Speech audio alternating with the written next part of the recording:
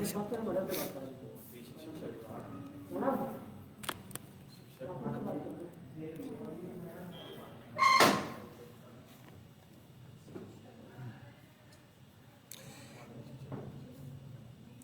को नमस्कार। जिला शिक्षा एवं प्रशिक्षण संस्थान कांट मुरादाबाद की तरफ से मैं सोनू वर्मा आप सभी का हार्दिक स्वागत और अभिनंदन करता हूं। नई राष्ट्रीय शिक्षा नीति 2020 के विविध आयाम एवं संभावनाएं और चुनौतियों पर आधारित 3 दिवसीय ऑनलाइन वेबिनार के इस आयोजन में जिला शिक्षा एवं प्रशिक्षण संस्थान के इस कार्यक्रम की तरफ से समस्त डाइट स्टाफ आप सभी का हार्दिक स्वागत और अभिनंदन करती है। 3 दिवसीय इस वेबिनार के द्वितीय दिवस हम राष्ट्रीय शिक्षा नीति के विभिन्न आयामों, प्रावधानों, उसकी संभावनाएं और चुनौतियों पर विस्तार पूर्वक चर्चा करेंगे। आयोजक एवं संरक्षक डॉक्टर प्रवेश कुमार, उप शिक्षा निदेशक प्राचार्य, जिला शिक्षा एवं प्रशिक्षण संस्थान कांट मुरादाबाद। वेबिनार के सह आयोजक श्री वेदराम, वरिष्ठ प्रवक्ता, जिला शिक्षा एवं प्रशिक्षण संस्थान कांट मुरादाबाद। सह आयोजक श्री राजीव रंजन कुमार मिश्र, वरिष्ठ प्रवक्ता, जिला शिक्षा एवं प्रशिक्षण संस्थान कांट मुरादाबाद। संयोजक एवं संचालक मैं स्वयं श्री सोनू वर्मा, प्रवक्ता। संयोजक श्री विजेंद्र सिंह, प्रवक्ता। सह संयोजक श्री आशुतोष त्यागी, प्रवक्ता। तकनीकी सहायक श्री अनिल यादव, प्रवक्ता एवं श्री हंस कुमार, प्रवक्ता। इस वेबिनार से जुड़े समस्त प्रशिक्षकों का, शिक्षक शिक्षिकाओं का, अध्यापकों का तथा तमाम शिक्षाविदों का हार्दिक स्वागत और अभिनंदन करते हैं। प्रिय शिक्षकों और प्यारे प्रशिक्षकों, जैसा आप सब जानते हैं, केंद्र सरकार द्वारा जुलाई 2020 में नई शिक्षा नीति के क्रियान्वयन हेतु विभिन्न प्रकार के विभिन्न शिक्षण संस्थानों एवं संगठनों में नई शिक्षा नीति पर विभिन्न प्रकार के कार्यक्रम संचालित किए जा रहे हैं तथा सभी को नई शिक्षा नीति के प्रावधानों, अध्यायों, संभावनाओं पर चर्चा हेतु जगह जगह प्रयास किए जा रहे हैं। केंद्र सरकार द्वारा नई शिक्षा नीति में जो किए गए प्रावधान हैं उन सभी प्रावधानों को समस्त देशवासियों तक पहुंचाने के लिए ये विभिन्न प्रकार के प्रोग्राम तथा ऑनलाइन वेबिनार आयोजित किए जा रहे हैं। इसी कड़ी में जिला शिक्षा एवं प्रशिक्षण संस्थान कांट मुरादाबाद के माध्यम से नई शिक्षा नीति की संभावना और उन चुनौतियों पर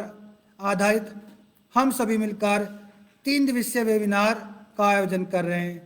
इस वेबिनार के द्वितीय दिवस आज के हमारे मुख्य अतिथि श्री राजीव रंजन कुमार मिश्र, वरिष्ठ प्रवक्ता, साथ ही हमारे आज के मुख्य वक्तागण भी हैं। इसी के साथ श्रीमती स्नेहलता राव, प्रवक्ता, श्री आशुतोष त्यागी, प्रवक्ता, श्री अजय विक्रम सिंह, प्रवक्ता, डॉक्टर अनिल यादव, प्रवक्ता। आज आप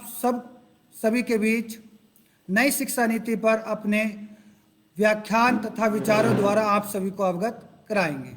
जैसा कि आप सब जानते हैं, केंद्र सरकार के साथ साथ राज्य सरकार भी हमारी नई शिक्षा नीति पर विभिन्न प्रकार के प्रोग्राम कर जन जन तक नई शिक्षा नीति में किए गए प्रावधानों तक पहुंचा रही है। साथ ही साथ नई शिक्षा नीति में किए जा रहे प्रयासों को और अधिक सुगम तथा सरल बनाने हेतु ये विभिन्न प्रकार के प्रोग्राम संचालित किए जा रहे हैं। उसी कड़ी में आज हम नई शिक्षा नीति में जो विभिन्न प्रकार के आयाम हैं, अध्याय हैं, उनका व्याख्यान हम सभी प्रवक्ता साथी बारी बारी से आप सभी प्रशिक्षु, शिक्षक, अध्यापक, अध्यापिकाओं तक पहुंचाएंगे। मैं आज के इस द्वितीय दिवस के शुरुआत में अपने संस्थान के वरिष्ठ प्रवक्ता एवं पूर्व जिला बेसिक शिक्षा अधिकारी जनपद बागपत से श्री राजीव रंजन कुमार मिश्र को आमंत्रित करता हूं कि सर आएं और हमारे इस वेबिनार में सम्मिलित समस्त शिक्षक, शिक्षिकाएं, प्रशिक्षु, शिक्षक बंधु तथा शिक्षा से जुड़े सभी महान विद्वानों का मार्गदर्शन करते हुए इस प्रोग्राम की आज शुरुआत करें। श्री राजीव रंजन कुमार मिश्र, स्वागत है सर आप।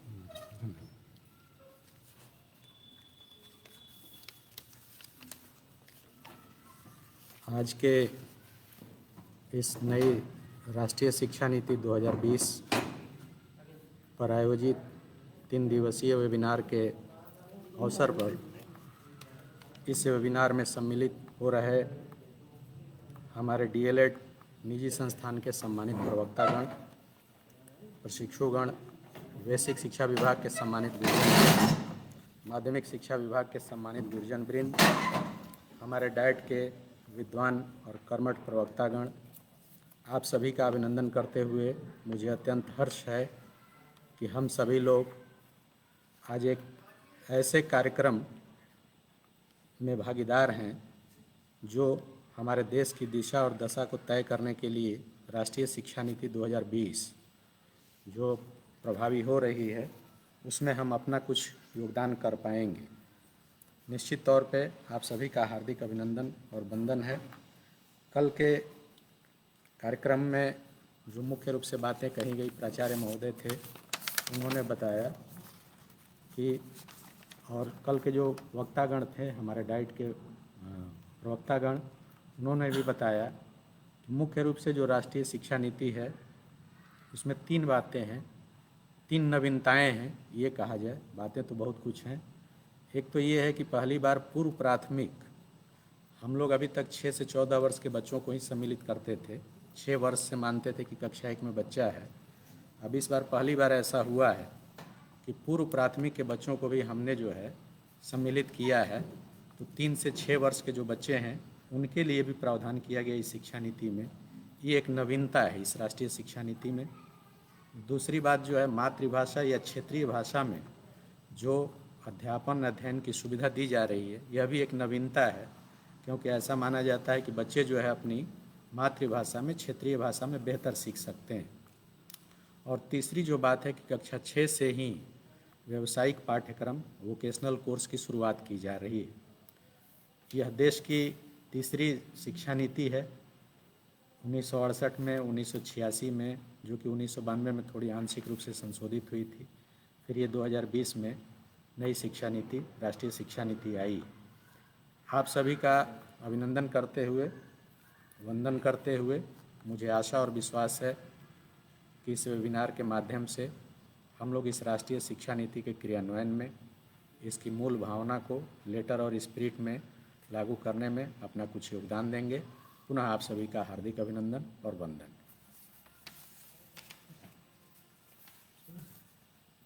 और कुछ सुनिए। अब हमारा ही प्रोसेस है। हाँ सर, मैं बता दूँगा। बहुत बहुत धन्यवाद सर आपका। सर ने नई शिक्षा नीति 2020 के अवसर पर हम सभी शिक्षक, शिक्षिकाएं, प्रशिक्षु तथा निजी डीएलएड संस्थान से जुड़े समस्त प्राचार्यों आदि का आभार, स्वागत, वंदन किया। सर का मैं एक बार पुनः बार बार धन्यवाद करता हूं। प्रिय प्रशिक्षुओं, प्यारे साथियों, जैसा आप सब जानते ही हैं कि नई शिक्षा नीति में बहुत सारे प्रावधान किए गए हैं, जिन प्रावधानों को हमें और आप सभी को जानना बहुत ही आवश्यक है। इन प्रावधानों के माध्यम से ही हम आगे चलकर अपने देश के विकास में अपना महत्वपूर्ण योगदान निभा सकते हैं। इस नई शिक्षा नीति में आज हम विभिन्न अध्यायों का विस्तार पूर्वक व्याख्यान तथा विश्लेषण करेंगे। अब मैं नई शिक्षा नीति के अध्याय में सीखने के लिए अनुकूलतम वातावरण व छात्रों को सहयोग अध्याय पर श्री राजीव रंजन कुमार मिश्र को पुनः एक बार आमंत्रित करता हूं कि वो दिए गए अध्याय पर अपने व्याख्यान प्रस्तुत करते हुए हम सभी को अनुग्रहित करें। सर श्री राजीव रंजन कुमार मिश्र।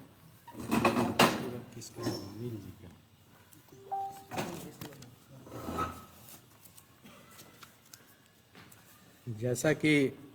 हम सभी जानते हैं, क्योंकि हम सभी लोग शिक्षा विभाग से जुड़े हैं, शिक्षा की परिभाषा में ही है कि शिक्षा का उद्देश्य व्यक्ति के सर्वांगीण विकास से है। और आज का जो टॉपिक है, जिसको अध्याय 12 कहें आप, इसके कई एक बिंदु हैं। इसमें सीखने के लिए सर्वोत्तम वातावरण और छात्रों का सहयोग, इस विषय पर मुझे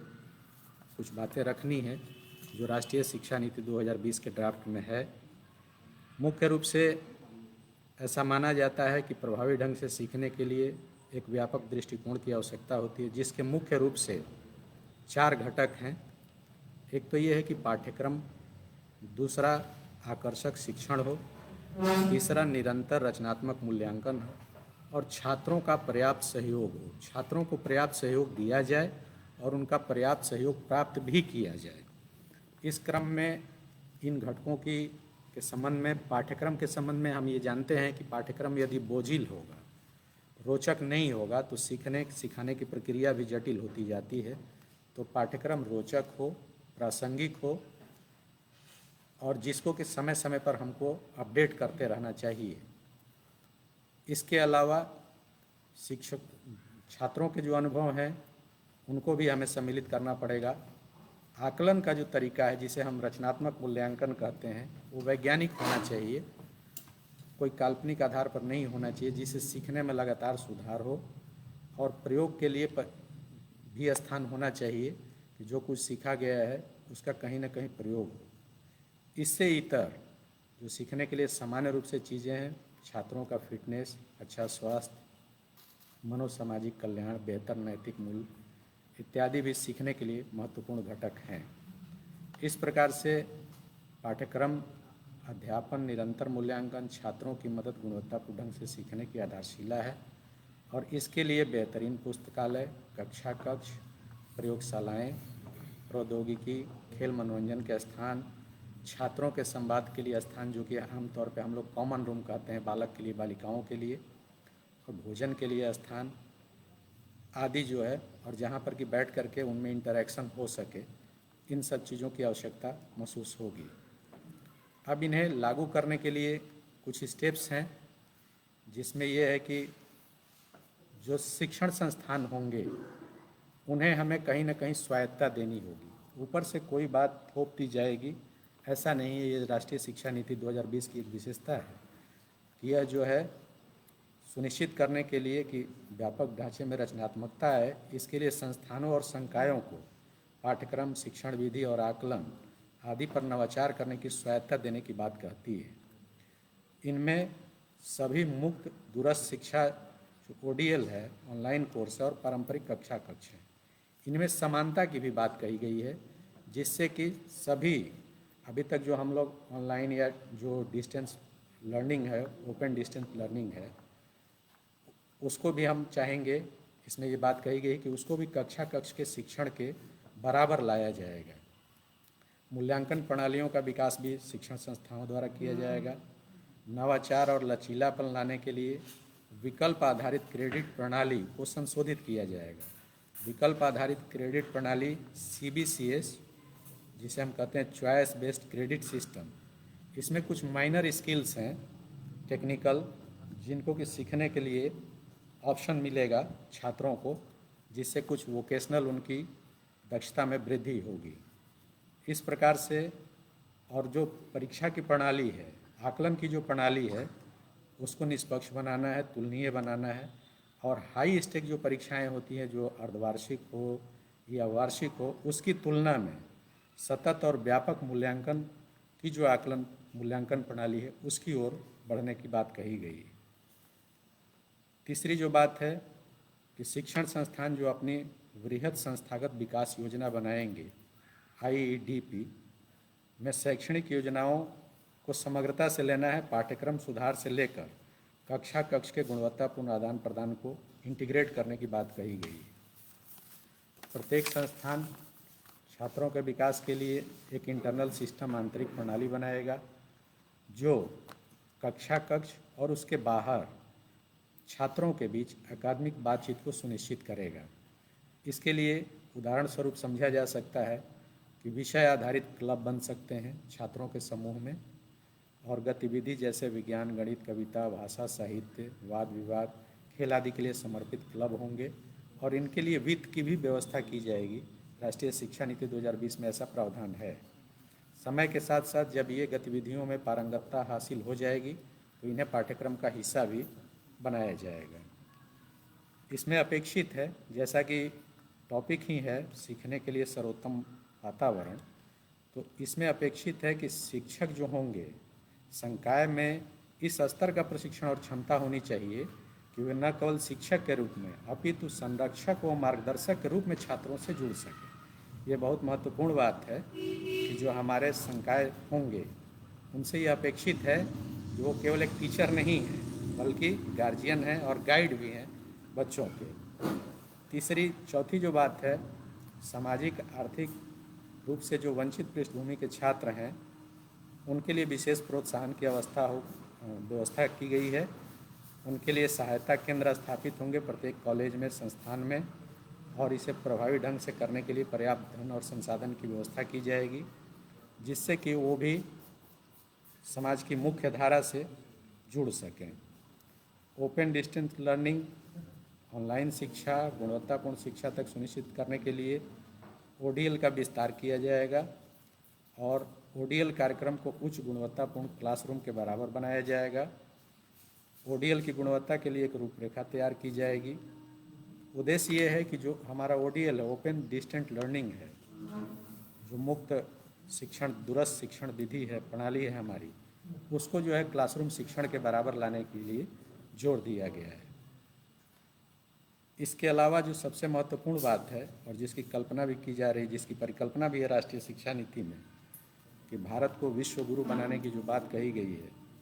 तो इसमें ये है कि हम अपने संस्थानों को इस ढंग से बनाएंगे, भौतिक संरचना के रूप में, शिक्षण प्रशिक्षण के स्तर पर भी, कि विदेश के संस्थानों में जो शोध करने वाले छात्र हैं वो यहाँ आएँ, जिनकी इच्छा यहाँ पढ़ने की है, उनको क्रेडिट सिस्टम के अंतर्गत उनको जो है अंक भी उनके सुरक्षित होंगे वहाँ के, और इसके लिए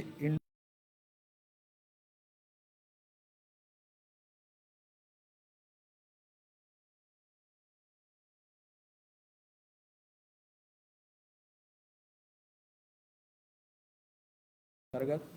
और जो अंतर्राष्ट्रीय स्तर की हैं शिक्षण विधियां हैं या जहाँ कहीं भी अच्छा शिक्षण हो रहा है उसको भी हमारे यहाँ समावेशित किया जाएगा। इस प्रकार से हम पूरे विश्व से जुड़ेंगे और विश्व भी हमसे जुड़ेगा, ऐसी परिकल्पना है, जिससे कि अंतर्राष्ट्रीय छात्रों को अधिक संख्या में आकर्षित किया जाए और अंतर्राष्ट्रीयकरण का जो लक्ष्य है वो प्राप्त किया जा सके और भारत विश्व गुरु के पद पर अपनी भूमिका जो है निभा सके। इसके लिए राष्ट्रीय शिक्षा नीति में ये बात है कि सरकार जहाँ कहीं भी लाभकारी होगा वहाँ पर वैधानिक प्रावधान भी करेगी। जो विश्वविद्यालय बाहर संचालित हैं उनको भारत में संचालित होने की अनुमति दी जाएगी, और यहाँ के शिक्षण संस्थान जो कि विश्व स्तरीय हैं उनको भी प्रोत्साहित किया जाएगा कि वो जो है जा कर के बाहर में स्थापित हों और शिक्षा का प्रचार प्रसार हो सके। छात्र केंद्रित शिक्षा व्यवस्था है, हम सभी जानते हैं कि पूरी व्यवस्था के केंद्र में छात्र होते हैं, तो इनके लिए खेल, संस्कृति, क्लब, पर्यावरण, सामुदायिक परियोजना आदि में शामिल होने के लिए भरपूर अवसर दिया जाएगा। ग्रामीण पृष्ठभूमि के छात्रों को अपेक्षित सहायता प्रदान करने के लिए छात्रावास की सुविधा बढ़ाने की बात की गई है, जिससे कि वो बच्चे जो वंचित हैं उनको भी जो है मुख्य धारा में सम्मिलित किया जा सके।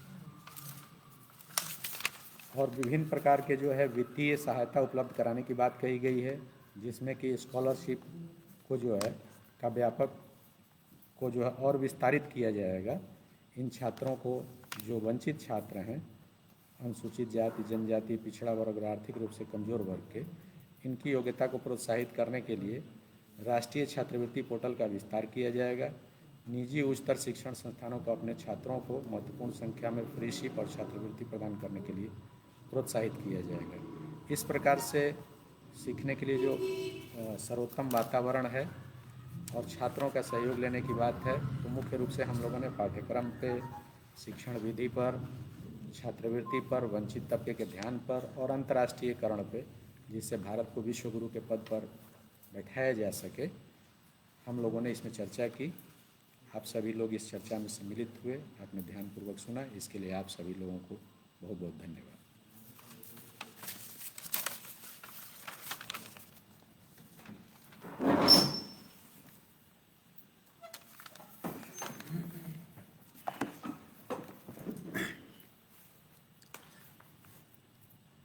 बहुत बहुत धन्यवाद।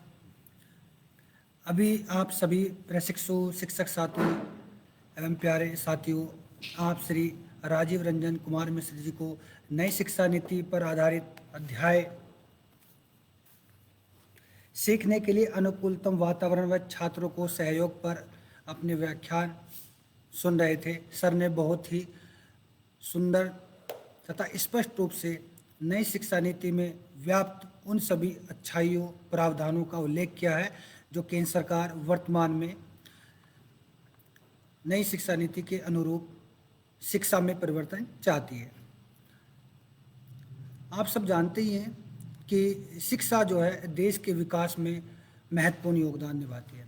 कहते हैं कि जिस देश में प्रत्येक व्यक्ति पढ़ा लिखा होता है, शिक्षित होता है, उस देश को विश्व गुरु बनाने से कोई भी नहीं रोक सकता। विश्व गुरु बनने के लिए हमारा देश दिन प्रतिदिन तरक्की कर रहा है, विकास कर रहा है। उस विकास में शिक्षा एक महत्वपूर्ण योगदान निभाती है। चलिए, शिक्षा की बात आती है और ऐसे में अगर व्यावसायिक शिक्षा की बात ना हो तो शिक्षा वर्तमान समय से पिछड़ जाती है। मैं इसी अध्याय पर व्यावसायिक शिक्षा नई शिक्षा नीति में आधारित प्रावधानों का उल्लेख करने के लिए अपने संस्थान के प्रवक्ता श्री अनिल कुमार यादव जी को आमंत्रित करता हूं कि वो नई शिक्षा नीति में व्याप्त व्यावसायिक शिक्षा पर किस प्रकार से जोर दिया जा रहा है पर अपने व्याख्यान द्वारा हम सभी और शिक्षक, शिक्षिकाओं को, प्रशिक्षुओं को अपने विचारों द्वारा अनुग्रहित करेंगे। सर श्री अनिल कुमार यादव जी।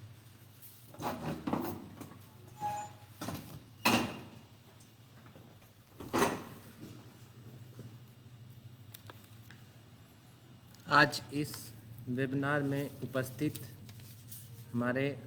आदरणीय वरिष्ठ प्रवक्ता राजीव रंजन सर तथा सह संयोजक एवं संचालक के रूप में श्री सोनू सर, प्रवक्ता डाइट मुरादाबाद,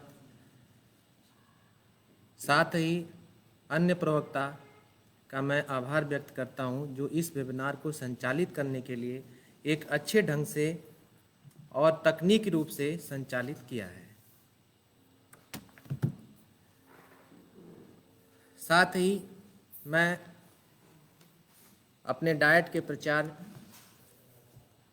को बहुत बहुत धन्यवाद देता हूं जो उन्होंने ऑर्गेनाइज करने के लिए हमें और हम सभी साथियों को एक मार्गदर्शन प्राप्त कराया। नई शिक्षा नीति की चर्चा लगभग आज से 8 से 9 मंथ से शुरू हुआ है। इस कार्यक्रम, इस नीति को लेकर के बहुत सारे चर्चाएं आज भी विद्यमान हैं, चल रही हैं और आने वाले समय में भी जो इसमें कुछ छूट गया है या कुछ और बेहतर बनाने का प्रयास किया जा रहा है, इस मुद्दे को एक चर्चा के रूप में प्रस्तुत किया जा रहा है जिसमें बहुत सारे लाभान्वित विचार हमारे सामने आ रहे हैं। आज मैं एक टॉपिक जो शिक्षा नीति की एक ड्राफ्टिंग में मेंशन है, व्यावसायिक शिक्षा, मैं उस पर बात करूंगा। उससे पहले कि शिक्षा का इम्पोर्टेंस अगर अपनी लाइफ में हम देखें तो एक छोटी सी कहावत है, शायद हम इस चीज़ से विदित हैं कि शिक्षा का जीवन में महत्वपूर्ण योगदान प्राप्त हो, जीवन में उचित स्थान। अगर ये प्रत्येक नागरिक को या नागरिक से एक नन्हा बच्चा से अगर ये मिशन स्टार्ट होता है तो ज़रूर इस शिक्षा का एक रिवलेशन पॉजिटिव रूप में देखने को मिलेगा। साथ ही यह सर्वविदित है कि 21वीं सदी की यह राष्ट्रीय शिक्षा नीति जो पहली है, जो 34 साल पुरानी राष्ट्रीय शिक्षा नीति NEP 1986 की जगह लेने के लिए तत्पर है। सबके लिए आसान पहुंच और इक्विटी, गुणवत्ता, वहनीयता और जवाबदेहिता के आधारभूत स्तंभों पर निर्मित यह शिक्षा नीति सतत विकास के लिए एजेंडा 2030 के अनुकूल है, जिसका अगर हम उद्देश्य देखें तो 21वीं सदी के जरूरतों के अनुकूल स्कूल, पाठ्यक्रम, कॉलेज की शिक्षा को अधिक समग्र और लचीला बनाते हुए भारत को एक ज्ञान आधारित जीवंत समाज और ज्ञान की वैश्विक महाशक्ति में बदलने के लिए एक हथियार के रूप में प्रयोग हुआ है। और साथ ही इस वार्तालाप से नई शिक्षा नीति की जो जरूरतें हैं प्रत्येक छात्र में निहित अद्वितीय क्षमताओं को सामने लाने का प्रयास करेगी। राष्ट्रीय शिक्षा नीति अगर 2020 में ऐसे पाठ्यक्रम और अध्यापन प्रणाली और विधि के विकास पर बल दिया गया है जिसके तहत पाठ्यक्रम के बोझ को कम करते हुए छात्रों को कौशल विकास, अनुभव आधारित शिक्षण और तार्किक चिंतन को प्रोत्साहित करने पर विशेष ध्यान दिया गया है। इसके साथ ही इस नीति में प्रस्तावित सुधारों के अनुसार कला और विज्ञान, व्यावसायिक तथा शैक्षणिक विषयों एवं पाठ्यक्रम व पाठ्येतर गतिविधियों के बीच बहुत अधिक अंतर नहीं होगा। इस शिक्षा नीति में बहुत ही सराहनीय और बहुत ही अच्छे पॉइंट व्यू से ड्राफ्टिंग के रूप में लाया गया है, जो एक देश की जो समृद्ध का आधारशिला होता है वो मजबूत हो। हम बात करते हैं व्यावसायिक शिक्षा की, तो किसी राष्ट्र की व्यावसायिक शिक्षा एक आर्थिक ढांचे को मजबूत प्रदान करने के लिए एक महत्वपूर्ण साधन होती है। व्यावसायिक शिक्षा की अगर अवधारणा को हम समझें तो हमें देश में एक सदी से इस पर बहस चली आ रही है कि आज़ादी से पहले और आज़ादी से बाद देश में शिक्षा पर जितने आयोग और समितियां बनी लगभग सभी ने कार्य आधारित शिक्षा और व्यावसायिक शिक्षा की जरूरत को महसूस जरूर किया है। वर्तमान में व्यावसायिक शिक्षा की नई मांग है। व्यावसायिक शिक्षा के महत्व को ध्यान में रखते हुए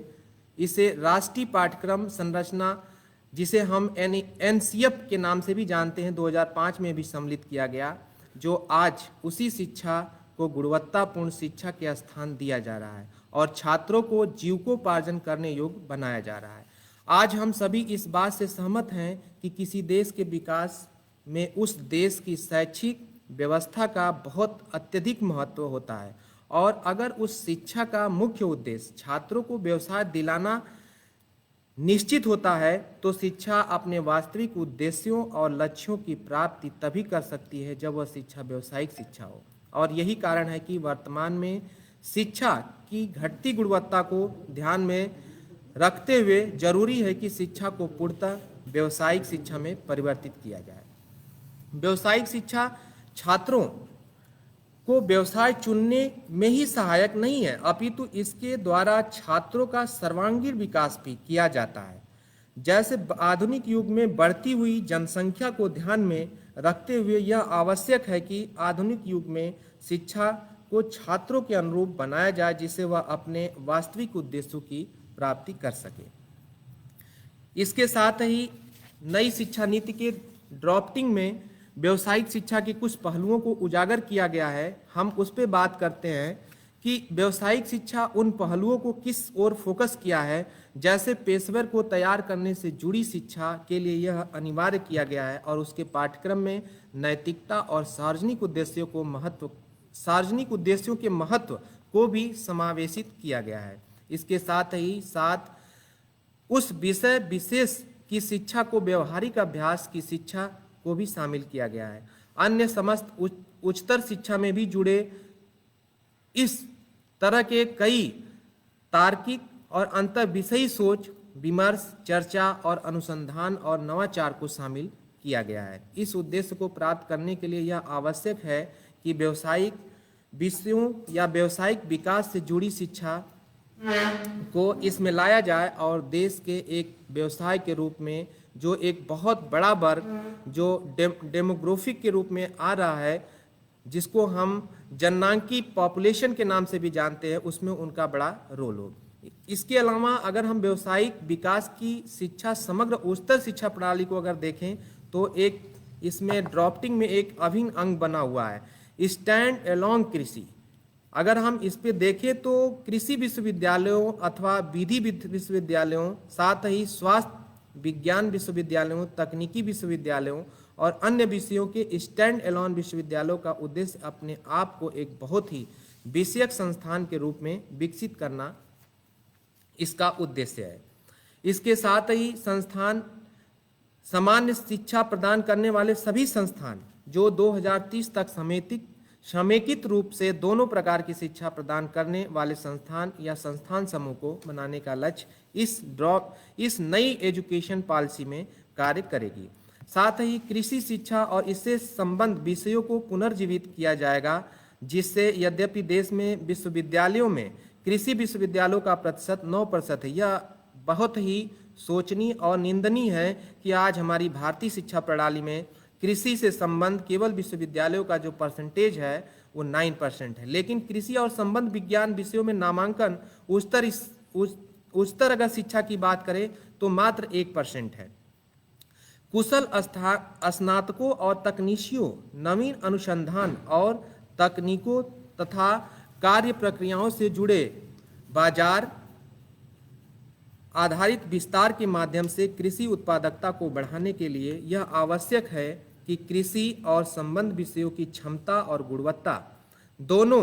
को बेहतर किया जाए। सामान्य शिक्षा के साथ ही जुड़ते कार्यक्रमों के माध्यम से कृषि और पशु चिकित्सा विज्ञान से जुड़े पेशेवरों को तैयारी में तेजी से वृद्धि की जाएगी। साथ ही कृषि शिक्षा की प्रक्रिया को ऐसे व्यावसायिक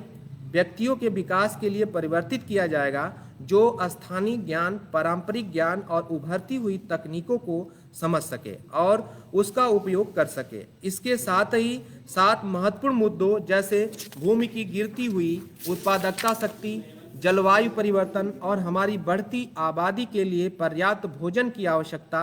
आदि को लेकर इस नई शिक्षा नीति में एक जागरूकता लाई है। यह आवश्यक है कि कृषि शिक्षा प्रदान करने वाले संस्थानों से स्थानीय समुदाय धीरे धीरे लाभान्वित होंगे। इसका एक तरीका हो सकता है कि कृषि प्रौद्योगिकी पार्क की स्थापना करना, ताकि प्रौद्योगिकी इक्यूवेशन और इसके प्रसार और टिकाऊ तरीकों को बढ़ावा मिल सके। इसके साथ ही इस नई शिक्षा नीति में अगर हम विधिक शिक्षा की बात करते हैं व्यवसायिक में, तो वैश्विक स्तर पर प्रतिस्पर्धी बनाने की आवश्यकता है। साथ ही इस क्षेत्र से संबंधित बेहतरीन प्रक्रियाओं, कार्य प्रणालियों और नई तकनीकों को अपनाया जाएगा, जिससे कि सभी के लिए और सही समय पर न्याय को सुनिश्चित किया जा सके। साथ ही इसे सामाजिक, आर्थिक, राजनैतिक न्याय को संवैधानिक मूल्यों से संवर्धित एवं उनके आलोक में बनाया जाना चाहिए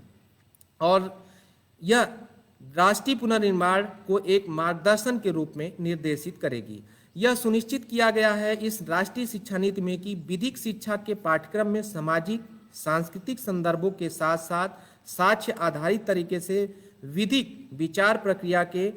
इतिहास, न्याय के सिद्धांतों, न्याय शास्त्रों के अभ्यास और अन्य संबंधित विषयों को उचित और पर्याप्त प्रतिनिधि हो। विधिक शिक्षा की पेशकश करने वाले राज्य संस्थानों की भविष्य के वकीलों, न्यायाधीशों के लिए द्विभाषी शिक्षा की जो पेशकश है पर विचार करना चाहिए, जिससे हम एक भाषा अंग्रेजी और दूसरी उस राज्य की भाषा को जिसे यह विधिक शिक्षा संस्था स्थित है, इन दोनों पहलुओं को इस राष्ट्रीय शिक्षा नीति में चर्चा की गई है। अगर हम स्वास्थ्य शिक्षा को पुनर्कल्पित के बारे में अगर देखते हैं तो इस ड्राफ्टिंग में यह जानने की आवश्यकता है कि जिससे कि शैक्षिक कार्यक्रमों की अवधि, संरचना, डिजाइन स्नातकों द्वारा निभाई जाने वाली भूमिकाओं के अनुरूप बात की गई है। प्राथमिक देखभाल और माध्यमिक अस्पतालों में काम करने के लिए मुख्य रूप से अच्छी तरह से जो मापदंड है उस पर छात्रों का नियमित अंतराल पे मूल्यांकन किया जाएगा। इसके साथ ही देखते हुए हमारे लोग स्वास्थ्य सेवा में बहुलवादी विकल्पों का प्रयोग करते हैं। हमारी स्वास्थ्य शिक्षा प्रणाली को एकीकृत होना चाहिए, जिसका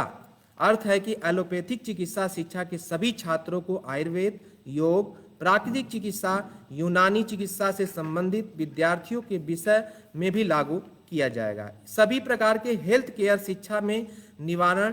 निवारक स्वास्थ्य देखभाल, प्रिवेंटिव हेल्थ केयर और सामुदायिक चिकित्सा, कम्युनिटी मेडिसिन पर अधिक जोर दिया गया है।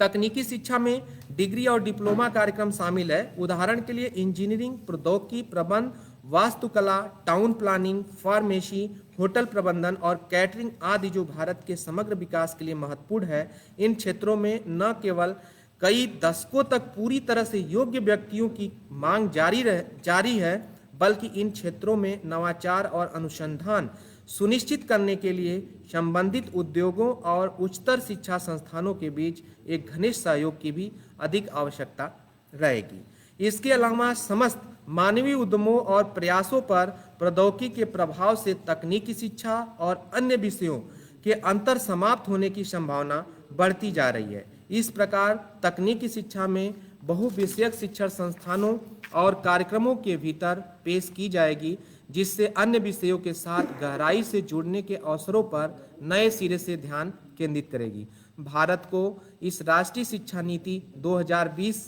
में स्वास्थ्य, पर्यावरण और दीर्घकालिक स्वस्थ जीवन में इनके महत्वपूर्ण अनुप्रयोगों के साथ,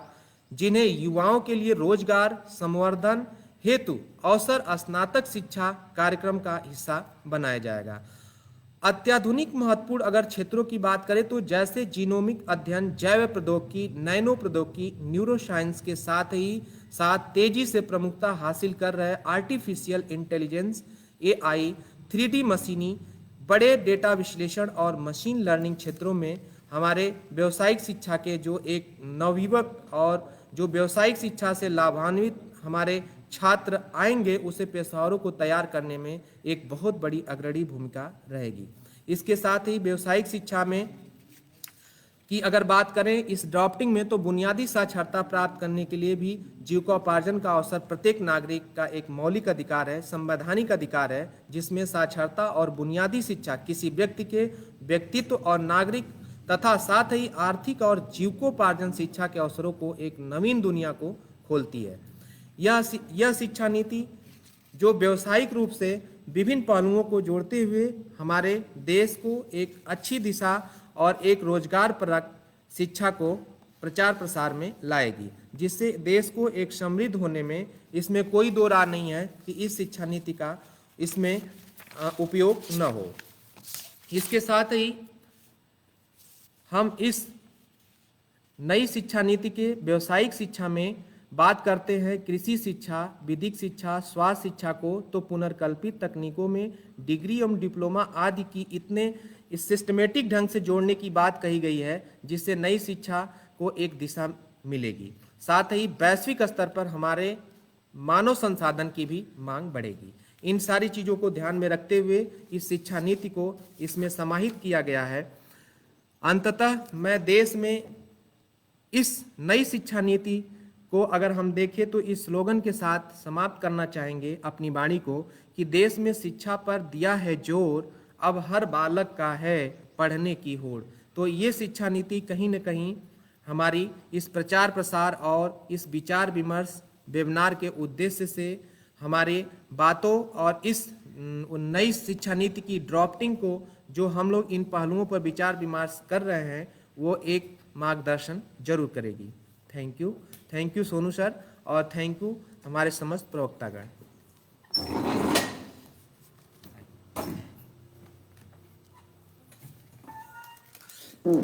बहुत सुंदर सर, बहुत बहुत धन्यवाद सर आपका। सर आपने बहुत ही सुंदर प्रस्तुति पेश की है और बहुत ही अच्छे और स्पष्ट शब्दों में नई शिक्षा नीति में व्यावसायिक शिक्षा के जो प्रावधान किए गए हैं, जो उल्लेख किए गए हैं, उन पर आपने बहुत ही बारीकी के साथ व्याख्यान पेश किया है तथा अनुभव भी साथ में अपने शेयर किए हैं कि किस प्रकार व्यावसायिक शिक्षा को और अधिक मजबूत बनाया जाए, जिससे देश में व्यावसायिक शिक्षा के साथ साथ व्यवसाय को भी बढ़ाया जाए। मैं एक बार पुनः आपका बहुत बहुत आभार व्यक्त करता हूं।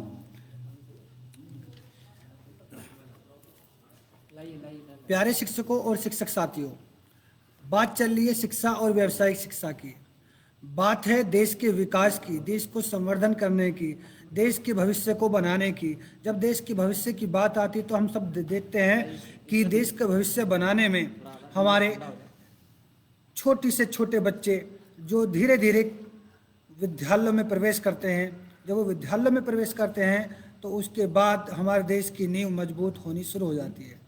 हमें अपने देश को एक मजबूत शक्तिशाली देश बनाना है। मजबूत तथा शक्तिशाली देश हम तभी बना पाएंगे जब हमारा प्रत्येक नागरिक, देश का प्रत्येक बच्चा शिक्षित होगा, व्यावसायिक शिक्षा से जुड़ा होगा। चलिए अब मैं ज़्यादा समय नहीं लेता हूं, अब मैं आमंत्रित कर रहा हूं श्री अभिषेक भारद्वाज जी को, जो हमें नई शिक्षा नीति में बहुत ही अच्छे अध्याय शिक्षक शिक्षा पर व्याख्यान पेश करेंगे, जो हमें नई शिक्षा नीति में शिक्षा एजुकेशन यानी एजुकेशन में शिक्षक की क्या भूमिका है और किस प्रकार शिक्षक का परिवर्तित रूप हमें देखने को नई शिक्षा में मिलेगा, उसके बारे में अपने व्याख्यान बहुत ही सुंदर तरीके से प्रस्तुत करेंगे हमारे यशस्वी श्री अभिषेक भारद्वाज जी।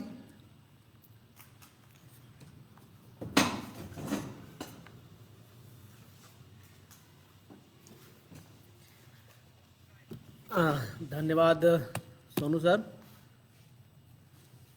आज इस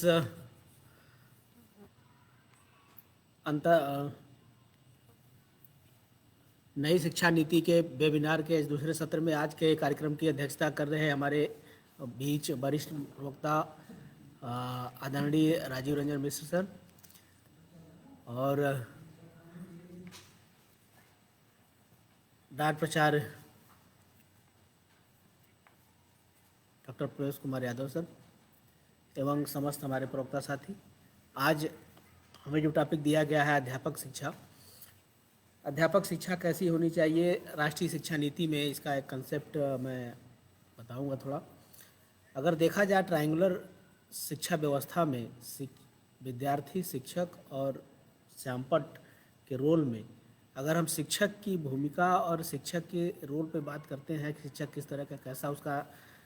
शिक्षा होनी चाहिए, किस तरह के उसके पास डिग्री होनी चाहिए, उन सब सारी चीज़ों को ध्यान में रखते हुए नई शिक्षा नीति जो हमारे बीच जिस पे हम सेमिनार कर रहे हैं उसमें अध्यापक की शिक्षा की भूमिका पे बात किया जाएगा। अगर देखा जाए तो अध्यापक शिक्षा एक बहुत ही महत्वपूर्ण आयाम है कि किस तरीके के डिग्री, किस तरीके का डिप्लोमा एक शिक्षक के पास होनी चाहिए, जिसमें अगर हम बात करें तो एक शिक्षक निर्माण के लिए अध्यापक शिक्षा की भूमिका महत्वपूर्ण है, जो कि किसी भी पीढ़ी को आगे बढ़ाता है, किसी भी अपने शिक्षा के द्वारा नई पीढ़ियों का निर्माण करता है। अगर देखा जाए तो शिक्षा को ध्यान में रखते हुए यह प्रक्रिया बहुत दृष्टिकोण और आवश्यकता के साथ बेहतरीन मेंटर और निर्देशनों में मान्यताओं और मूल्यों के निर्माण के साथ ही साथ उनके अभ्यास की भी आवश्यकता होती है।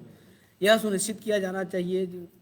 राष्ट्रीय शिक्षा नीति कहता है कि यह सुनिश्चित किया जाना चाहिए कि अध्यापक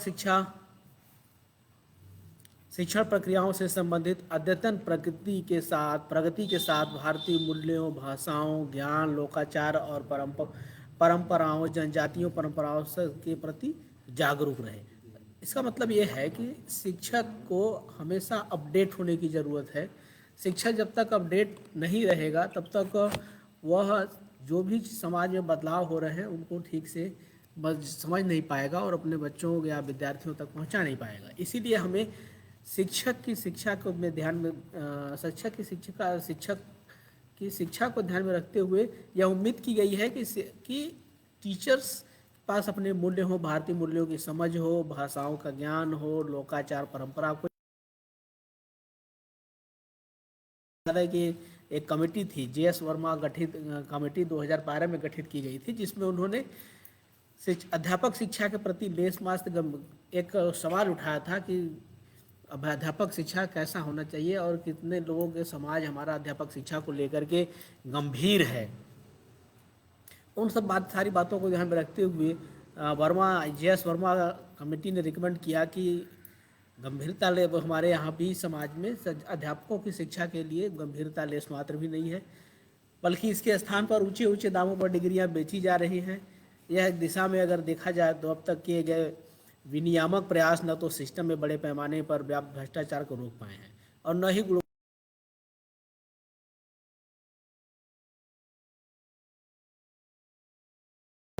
इस क्षेत्र में उत्कृष्टता और नवाचार नकारात्मक प्रभाव पड़ा है। अतः इस सेक्टर और उसकी नियामक प्रणालियों में महत्वपूर्ण कार्रवाई के लिए द्वारा पुनरुद्धार की तात्कालिक आवश्यकता है,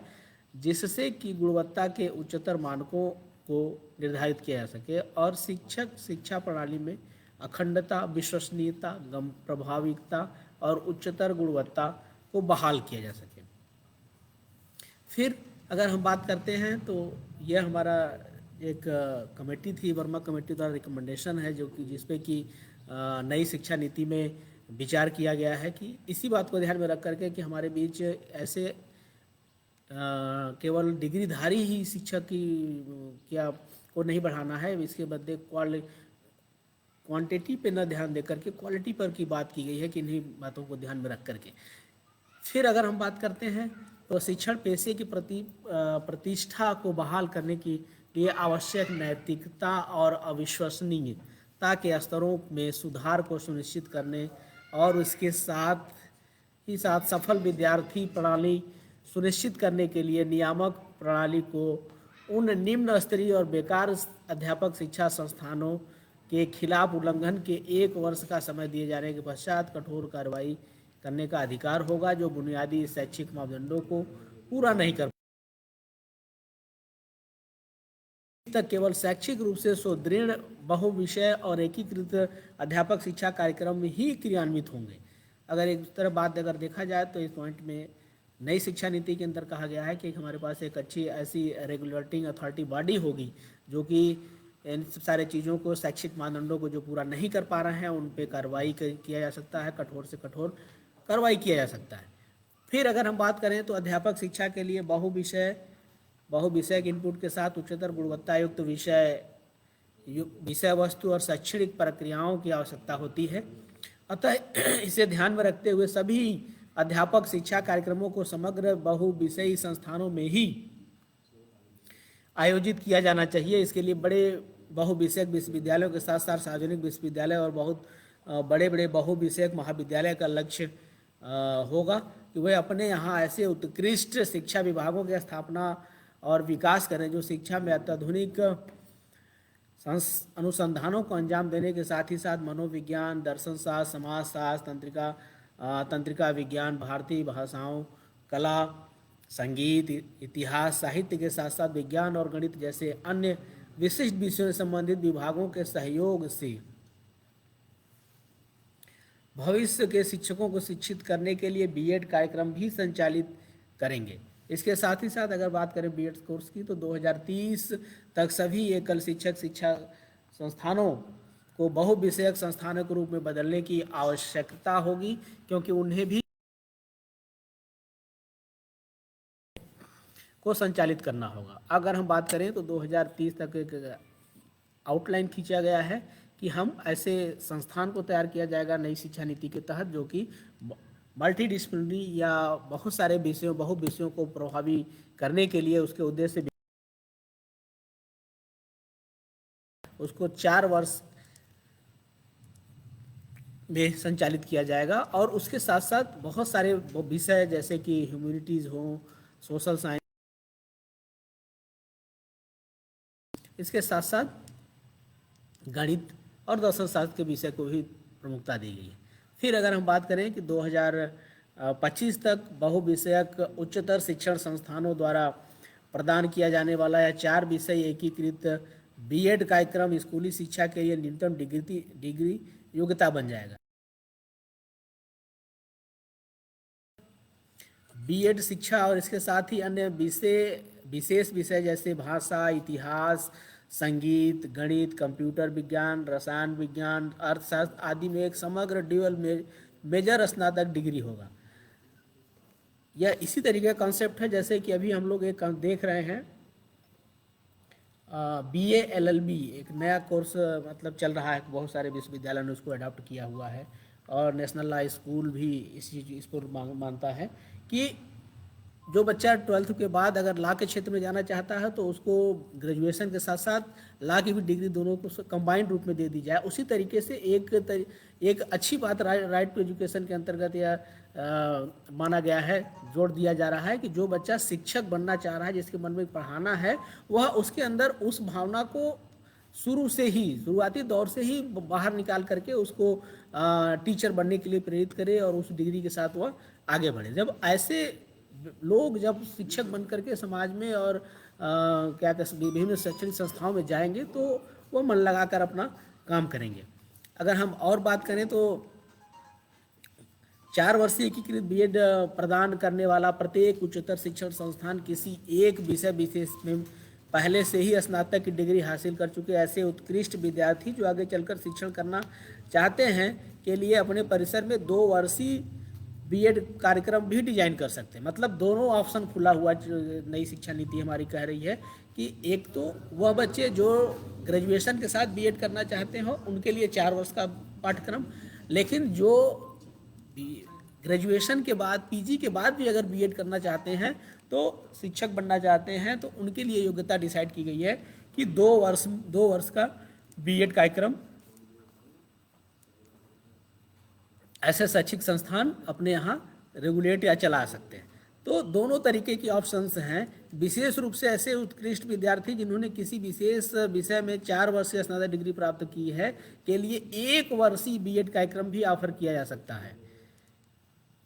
फिर इन 4 वर्षीय, 2 वर्षीय और 1 वर्षीय बीएड कार्यक्रमों के लिए उत्कृष्ट उम्मीदवारों को आकर्षित करने के उद्देश्य से मेधावी विद्यार्थियों के लिए छात्रवृत्तियों की भी स्थापना की जाएगी। इसी तरीके से अगर देखा जाए तो जैसे जैसे योग्यता व्यक्ति की बढ़ती जाएगी, अगर वह टीचिंग प्रोफेशन में आना चाहता है, एक शिक्षक बनना चाहता है, शिक्षक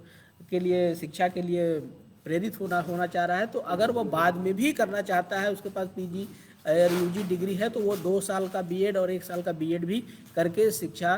के क्षेत्र में एक करियर के रूप में चुनाव कर सकता है। तो यह क्या कहते हैं, एक तरीके से संस्थाओं को ओपन और विद्यार्थियों को भी मिल गया है कि आप कब शिक्षक बनना चाहते हैं और कब शिक्षा शास्त्र की तरफ परिवर्तित होना चाहते हैं। अगर आप लेट भी कर दिए हैं तभी भी कोई बात नहीं है, आपको 2 वर्षीय बीएड कार्यक्रम के तहत एडमिशन मिल जाएगा और उसके लिए भारत सरकार या नई शिक्षा नीति के प्रावधान के तहत स्कॉलरशिप की भी व्यवस्था की गई है। तो इस तरीके से अगर देखा जाए तो नई शिक्षा नीति में करने की बात की गई है। फिर अगर हम बात करते हैं तो अध्यापक शिक्षा प्रदान करने वाले उच्चतर शिक्षण संस्थान शिक्षा और इससे संबंधित विषयों के साथ ही साथ विशेष विषयों में विशेषज्ञता की उपलब्धता को सुनिश्चित करेंगे। प्रत्येक उच्चतर शिक्षा संस्थान के पास सघन जुड़ाव के साथ साथ काम करने के लिए सार्वजनिक और निजी स्कूलों और स्कूल परिसरों का एक नेटवर्क होगा, जहां भावी शिक्षक एवं अन्य गतिविधियों जैसे सामुदायिक सेवा, वयस्क और व्यावसायिक शिक्षा आदि में सहभागिता के साथ शिक्षण का कार्य करेंगे। एक तरीके से एंटरप्रेन्योरशिप या इंटर्नशिप के लिए नई शिक्षा नीति शिक्षकों को प्रेरित करने की बात करता है। फिर हम बात करते हैं कि शिक्षक शिक्षा के लिए एक समान मानकों को बनाए रखने के लिए पूर्व सेवा प्रशिक्षक तैयारी कार्यक्रमों में प्रवेश राष्ट्रीय परीक्षण एजेंसी द्वारा आयोजित उपयुक्त विषय और योग्यता परीक्षणों के माध्यम से होगा और देश की भाषाई और सांस्कृतिक विविधता को ध्यान में रखते हुए मानकीकृत किया जाएगा। इसके लिए एक स्टैंडर्ड रेगुलेटिंग अथॉरिटी होगी जो कि पूर्व सेवा शिक्षा कार्यक्रमों को तैयार करेगी, उसकी परीक्षण करेगी और उसकी जहाँ कैसे कब आयोजित करना है वह टाइम शेड्यूल जारी करेगी। फिर अगर हम बात करते हैं शिक्षा संकाय, शिक्षा विभाग में संकाय सदस्यों के प्रोफाइल में विविधता होना चाहिए। हर किसी के लिए पीएचडी धारक होना आवश्यक नहीं होगा, लेकिन पीएचडी फील्ड और शोध के अनुभवों को महत्ता प्रदान की जाएगी। सीधे सीधे विद्यालयी शिक्षा से जुड़ने वाले सामाजिक विज्ञान के क्षेत्रों जैसे मनोविज्ञान, बाल विकास, भाषा विज्ञान, समाज शास्त्र, दर्शन, अर्थशास्त्र और राजनीतिक विज्ञान के साथ ही साथ विज्ञान शिक्षा, गणित शिक्षा, सामाजिक शिक्षा और भाषा शिक्षा जैसे कार्यक्रम से संबंधित विषयों में प्रशिक्षण प्राप्त संकाय सदस्यों को शिक्षा संस्थानों में आकर्षित और नियुक्त किया जाएगा, जिससे कि शिक्षकों की बहुविषयी शिक्षा को और उनके अवधारणात्मक विकास को मजबूती प्रदान की जाए। इसका मतलब ये है कि पीएचडी अगर देखा जाए तो पीएचडी वाले मिलेंगे तो ठीक है, अदरवाइज नेट भी हैं और जिनके पास खुद का एक कुछ टीचिंग इनोवेटिव प्रोग्राम है और उनके पास डिग्री है तो वो भी शिक्षा विभाग में संकाय सदस्य के रूप में अपनी सेवाएं दे सकते हैं। फिर हम बात करते हैं कि सभी नए पीएचडी प्रवेशताओं चाहे वो किसी भी विषय में प्रवेश लें से अपेक्षित होगा कि वे अपनी डॉक्टोरल प्रशिक्षण अवधि के दौरान उनके द्वारा चुने गए पीएचडी विषय से संबंधित शिक्षा अध्यापन लेखन में क्रेडिट आधारित पाठ्यक्रम लें। उनकी डॉक्टरेट प्रशिक्षण अवधि के दौरान उन्हें शैक्षणिक प्रक्रियाओं, पाठ्यक्रम निर्माण, विश्वसनीय मूल्यांकन प्रणाली और संचार जैसे क्षेत्रों का अनुभव प्रदान किया जाएगा, क्योंकि संभव है कि इनमें से कई शोध विद्वान अपने चुने हुए विषयों के संकाय सदस्य या सार्वजनिक प्रतिनिधि संचारक बनेंगे। पीएचडी छात्रों के लिए शिक्षण किए गए वास्तविक शिक्षण अनुभव के न्यूनतम घंटे भी तय होंगे। देश भर के विश्वविद्यालयों में संचालित पीएचडी कार्यक्रमों को एक उद्देश्य के लिए पुनर्मुखीकरण किया जाएगा। फिर हम बात करते हैं कॉलेज और विश्वविद्यालय के शिक्षकों के लिए सेवारत सतत व्यावसायिक विकास का प्रशिक्षण मौजूदा संस्थागत व्यवस्थाओं और जारी पहलों के माध्यम से जारी रहेगा। हालांकि गुणवत्तापूर्ण शिक्षा के लिए आवश्यक समृद्ध शिक्षण अधिगम प्रक्रियाओं की आवश्यकता को पूरा करने के लिए इनका सुदृढ़ीकरण और विस्तार किया जाएगा। शिक्षकों के ऑनलाइन प्रशिक्षण के लिए स्वयं दीक्षा जैसे प्रौद्योगिकी प्लेटफार्मों के उपयोग को प्रोत्साहित किया जाएगा, ताकि मानकीकृत प्रशिक्षण कार्यक्रमों का कम समय के भीतर और अधिक शिक्षकों को मुहैया कराया जा सके। सलाह अगर बात की जाए तो मेंटरिंग के लिए एक राष्ट्रीय मिशन की स्थापित किया जाएगा, जिसमें बड़ी संख्या में वरिष्ठ और सेवानिवृत्त उत्कृष्ट संकाय सदस्यों को जोड़ा जाएगा। इनमें वे संकाय सदस्य भी शामिल होंगे जिनमें भारतीय भाषाओं में पढ़ाने की क्षमता और जो विश्वविद्यालय कॉलेज शिक्षकों को लघु और दीर्घकालिक परामर्श व्यावसायिक सहायता प्रदान करने के लिए तैयार होंगे। इस तरीके से अगर देखा जाए तो अध्यापक शिक्षा किस तरीके से होनी चाहिए आने वाले दिनों में, उस पर पूरी तरीके से राष्ट्रीय शिक्षा नीति में, नई राष्ट्रीय शिक्षा नीति में एक आउटलाइन खींचा गया है कि हमारे बीच में कैसे लोग को कैसे डिग्री और अध्यापन से जुड़ने का या अध्यापक बनने की प्रक्रिया कब से नई शिक्षा नीति में शिक्षक की भूमिका या अध्यापक शिक्षा की बात की गई है। इसके साथ साथ एक मिशन की भी स्थापित करने की बात कही गई है, जहां से जिसमें कि शिक्षा के क्षेत्र में अपने विशेष क्षेत्र में स्पेशलाइज जो पर्सन है उनको जोड़ करके उनसे भारतीय भाषाओं में पढ़ाने की क्षमता और जो कॉलेज के शिक्षकों और दीर्घकालिक आने वाले समय में दिन पर दिन उनसे मेंटरिंग और सुझाव सजेशंस लिया जाएगा। इसी जैसे कि अगर देखा जाए कुछ लोग हैं अनिल सदगोपन जी हैं जो इसके पहले नई शिक्षा नीति बनी थी उसमें भी वो एक तरीके से ड्राफ्टिंग कमेटी में थे देश को। तो इस तरीके से अगर देखा जाए तो हम इस 2 दिवसीय वेबिनार में राष्ट्रीय शिक्षा नीति के इस दूसरे दिन में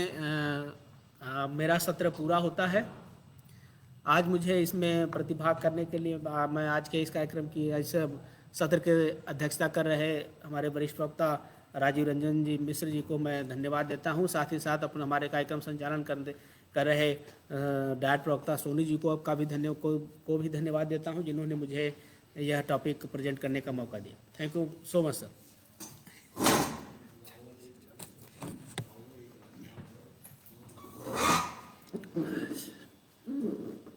बहुत बहुत धन्यवाद सर आपका। श्री अभिषेक भारद्वाज जी, प्रवक्ता जिला शिक्षा एवं प्रशिक्षण संस्थान द्वारा शिक्षक शिक्षा पर नई शिक्षा नीति में किए जा रहे प्रावधानों का बहुत ही सुंदर तथा स्पष्ट व्याख्या से संपूर्ण देश में शिक्षक शिक्षा जो है 2030 तक 4 वर्षीय बीएड के रूप में हमें देखने को मिलेगी, जिसकी शुरुआत 2026 से लगभग हो जाएगी। और साथ ही शिक्षक का दर्जा किस प्रकार से पूरे समाज में ऊपर उठाया जा सकता है आदि पर विस्तार पूर्वक से उल्लेख किया। साथ ही सर ने बताया कि सभी जो एकल विद्यालय है जहां पर फिलहाल 2 वर्षीय बीएड चल रही है, उन सभी को 4 वर्षीय बीएड हर हाल में वहां पे शुरू करनी होगी, चालू करनी होगी। चलिए अब हम ज़्यादा समय नहीं लेंगे अपने प्रोग्राम को आगे बढ़ाते हुए। अब आज का जो हमारा विषय है नई शिक्षा नीति, जिस पर कि हम विभिन्न विद्वानों के माध्यम से अपने व्याख्यान प्रस्तुत कर रहे हैं। इसी क्रम में श्री अजीत कुमार राव जी, प्रवक्ता जिला शिक्षा एवं प्रशिक्षण संस्थान कांट मुरादाबाद, को प्रौढ़ शिक्षा और जीवन पर्यंत सीखना, यानी कि ऐसी शिक्षा जो हमें बुढ़ापे में भी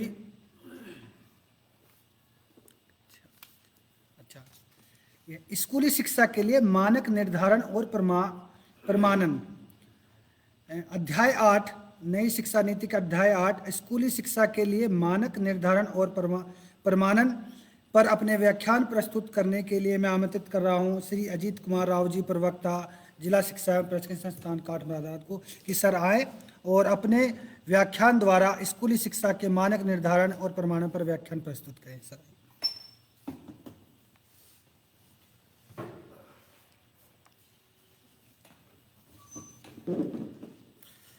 बहुत बहुत धन्यवाद सोनू सर।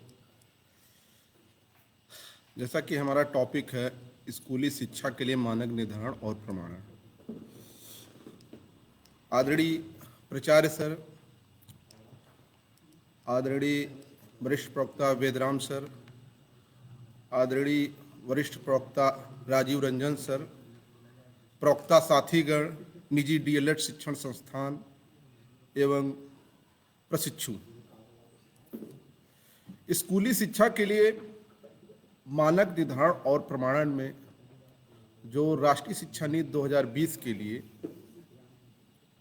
निर्धारित किया गया है, स्कूली शिक्षा नियामक प्रणाली का लक्ष्य शैक्षिक परिणामों में लगातार सुधार करना होगा। यह स्कूलों नवाचारों को सीमित दायरे में नहीं रखेगा या शिक्षकों, प्रधानाचार्यों और विद्यार्थियों के उत्साह और हिम्मत में बाधा नहीं पहुंचाएगा। कुल मिलाकर विनियमन को स्कूलों और शिक्षकों को विश्वास के साथ सशक्त बनाने का लक्ष्य रखना होगा, जिससे वे उत्कृष्टता के लिए प्रयास कर सकें और अपना सर्वश्रेष्ठ प्रदर्शन कर सकें, और सभी वित्त प्रक्रियाओं, शैक्षिक परिणामों को पूरी पारदर्शिता के साथ सार्वजनिक किए जाने के माध्यम से प्रणाली की अखंडता सुनिश्चित करेंगे। वर्तमान में स्कूली शिक्षा प्रणाली में सार्वजनिक शिक्षा के प्रावधान समस्त शैक्षिक संस्थानों के नियमन और नीतियों के निर्माण से संबंधित कार्यों को एकल निकाय अर्थात स्कूल शिक्षा विभाग या इसके अंगों द्वारा संपन्न किया जाता है, जिसका परिणाम शक्ति के सशक्त केंद्रीकरण और हितों के टकराव के रूप में सामने आता है। इसका एक और परिणाम स्कूल प्रणाली के